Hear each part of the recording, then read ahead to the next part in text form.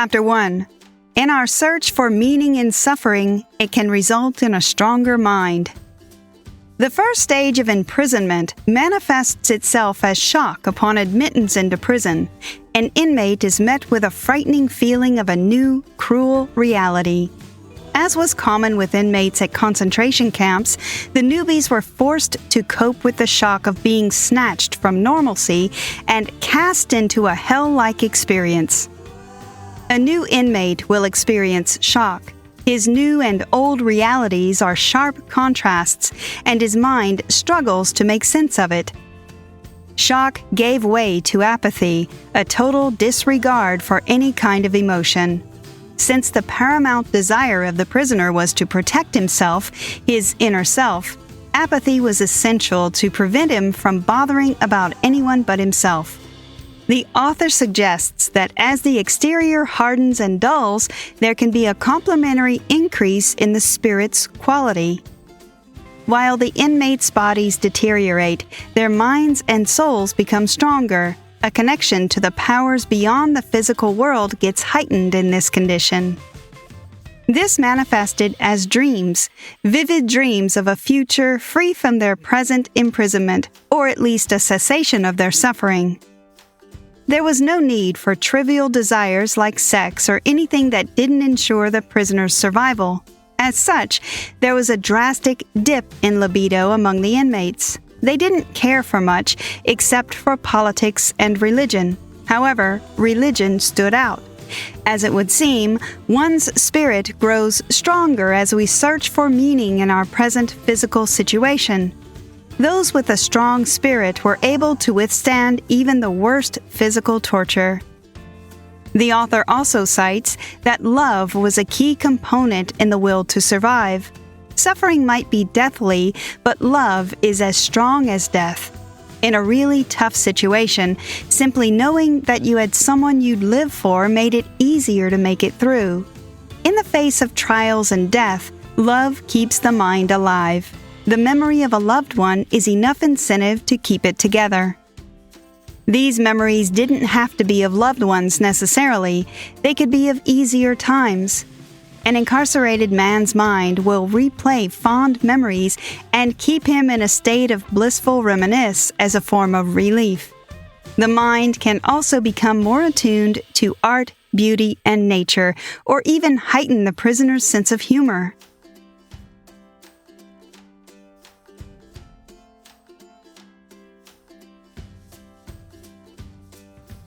Chapter 2.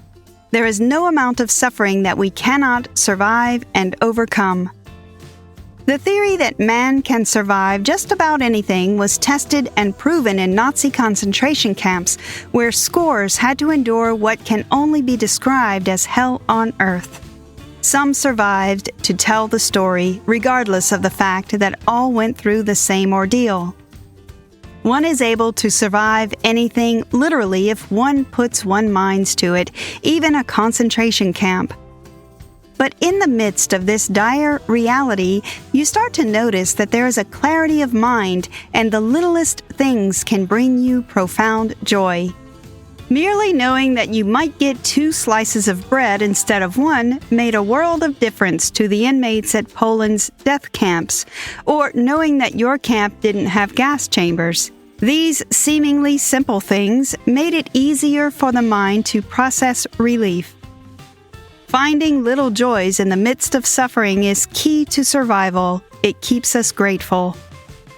The author believes that regardless of the situation one finds himself in, he can change or stay steadfast in his original design.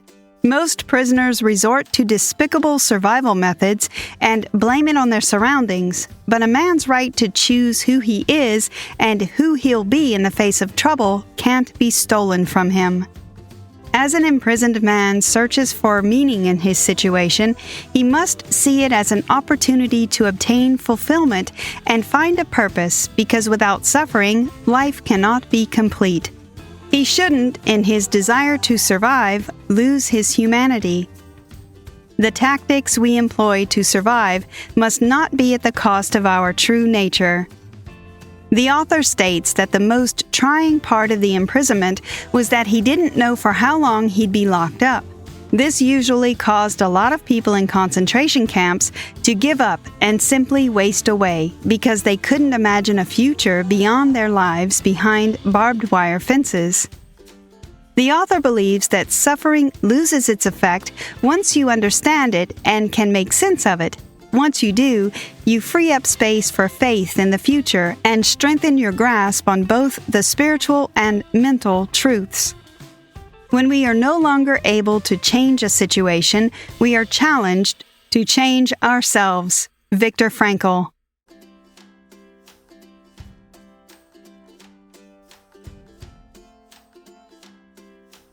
Chapter 3. Humans search for a meaning all the time, longing for something other than the reality we are born into. Man, as a creature, cannot live a life without meaning. It's a primary motivation, a form of instinctive longing for something beyond this form of reality that controls this one. It is argued that meaning is an arbitrary concept conjured in the form of a defense mechanism, but the author believes that it goes beyond rationale and into a deeper conviction. One can live or die for their ideals, values, and a meaning. Owing to our biological design, we cannot simply exist. We require a meaning, a reason for the random chaos that we have to play a part in daily. Men can be faced with frustration whilst trying to exercise his right to define his own meaning. This conflict, which the author has named existential frustration, occurs when there is a great difficulty encountered as he strives to exist, find meaning for his existence, and find the will to define a meaning for his life.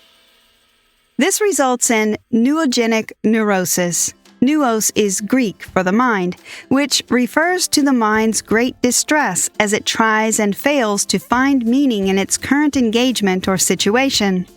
Sometimes, as we try to find a meaning for our lives, it can do more harm than good, causing inner tension even. But this conflict is needed for a man to survive just about anything effectively. The feeling of discontent with what one has accomplished and the desire to improve upon it makes for a better mental health state. This is his will to meaning. The tension that keeps one searching for a new meaning is dubbed neurodynamics and is applicable for both neurotic and normal people. We will only continue to live in mediocrity if we live a tensionless life. The tension of existential frustration acts as a catalyst for change. However, people suffer from a constant feeling of meaninglessness, termed the existential vacuum. This vacuum is the cause of the growing boredom in today's generation. The emptiness of a meaningless existence will leave a deep feeling of boredom that causes a lot of mental distress. Some of these include aggression, depression, and addiction, which often culminate in suicide. This is the place of logotherapy, psychoanalytic treatment that employs a search for logos or meaning. It can fill the vacuum up with a concrete meaning and prevent a relapse into destructive habits. Did you know? Jewish people were excluded from public life on September 15, 1935, when the Nuremberg laws were issued. These laws also stripped German Jews of their citizenship and their right to marry Germans.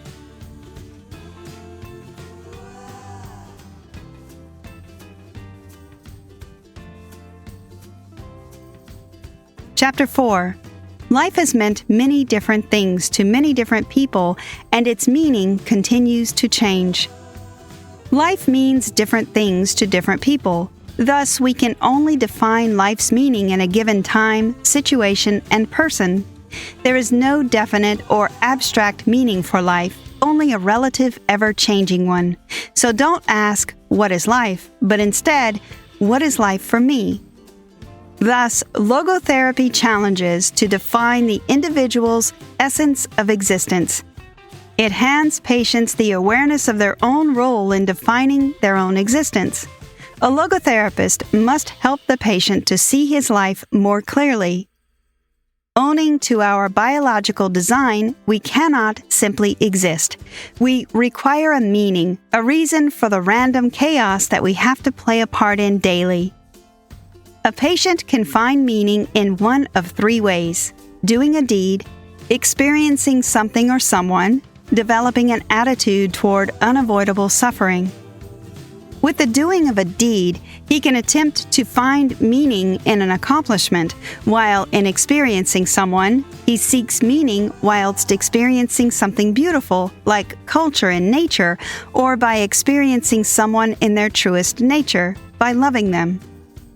Love, as humans have misconstrued the concept, is really the one way to encounter another person's core and know their true being. Love makes it possible to both see all the person's traits and the potential they possess, and also to help them reach their full potential. In logotherapy, love isn't merely sex, but the primary instinct from which the desired sex is born, and as such, sex is merely one of the many ways of expressing love. Love can be a tool for full disclosure. If you wish to find meaning in your life, first love yourself. The third mode of finding meaning is suffering. First, we must agree that suffering in itself is a form of life and, as such, has its meaning. One can seek meaning from this state, but suffering is not necessary for meaning. Is there an ultimate meaning then? Yes, logotherapy seeks to identify this one super meaning, regardless of the person's religious standpoint. This is done not simply by trying to draw from the patient's belief of a meaning, but rather gives them meaning within their belief system that ultimately explains their lives.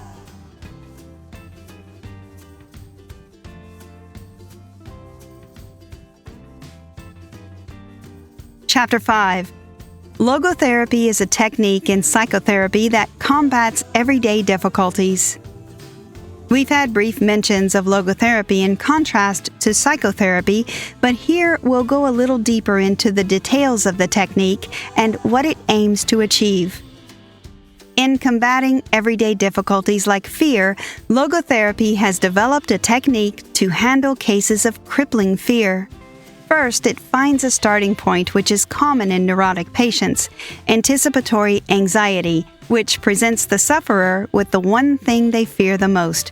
This is termed hyperintention and has a similar condition known as hyperattention, which can lead to sickness because the patient might have paid undue attention to a condition and its symptoms and ended up getting afflicted by it.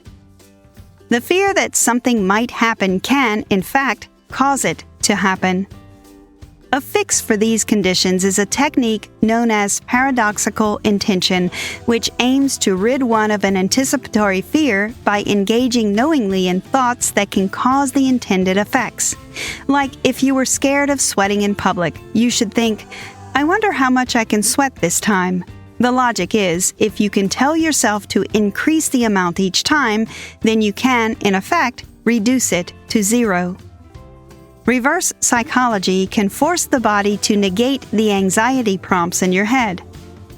As logotherapy seeks to combat neurosis, it must first approach it in relation to the ages of the sufferers. For most, neurosis is a form of nihilism, the belief that man is nothing but the result of biological, psychological, and sociological conditions, or the product of heredity and environment. This feeling of nothingness isn't any different from the existential vacuum from earlier. Logotherapy states with certainty that man indeed is nothing but a finite being that isn't just a product of the environment, but the one in charge of what the environment makes of him.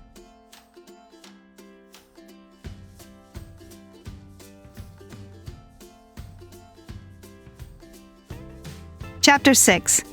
Optimism helps us make sense out of the senseless sufferings.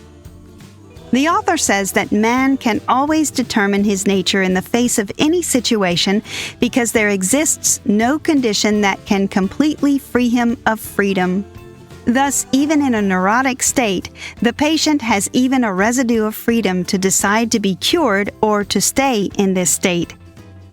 We are greatly influenced by our thoughts. You are only nothing if you think that you are. For these concepts to be true to the author, who is himself a psychiatrist, he believes in the freedom a man possesses in determining who he'll be in the face of suffering. He can seek refuge in love or in a higher appreciation for the life he once had before the suffering. He believes that man possesses pan-determination. No matter what, he will rise to challenge the situation and not be trodden down by it. This mind state can be seen as tragic optimism, believing that there is some good in a completely hopeless situation. This state is consistent of three things: pain, guilt, death. Tragic optimism holds up regardless of these three, but how? This is because of the belief that life in any form holds some meaning and as such a greater purpose than suffering. Tragic optimism in logotherapy seeks to turn suffering into a human achievement, use guilt as a chance to better oneself, draw incentive from life's transitory nature. This state can't be forced, hyperintention. We need a reason to feel emotions as humans. This tragic optimism can find a positive outcome and create a deeper meaning than he would have gotten from a simple life. One can, in fact, learn to be tragically optimistic if he can tell himself to find the greater meaning in his suffering, to not give up or turn to immediate pleasure, drugs, sex, and crime. Man retains his dignity and freedom, even though in residual amounts. The logotherapist must then help the patient find this remaining part of himself and give it life long enough for it to exist on its own and replace the void eating away at the soul.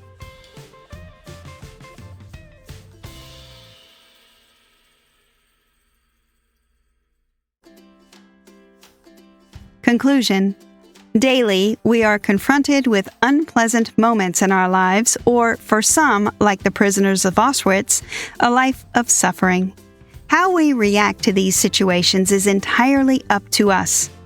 A situation, no matter how dire, cannot change who you are, love, and will be. You have to seek the meaning of this life for you and make peace with your now. Envision a future for yourself beyond the suffering. A life devoid of meaning or a desire for a future will soon burn out.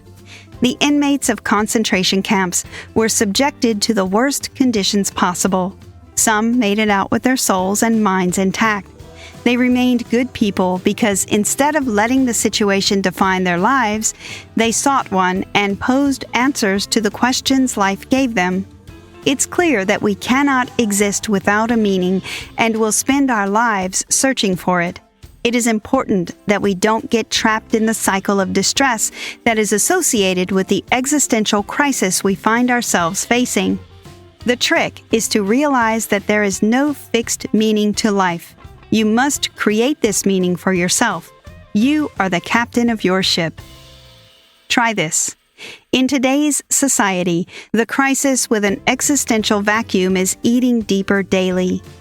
If you find yourself feeling meaningless, or you are stuck in a job that presents you with zero meaning or fulfillment, it is your responsibility to design your own happiness.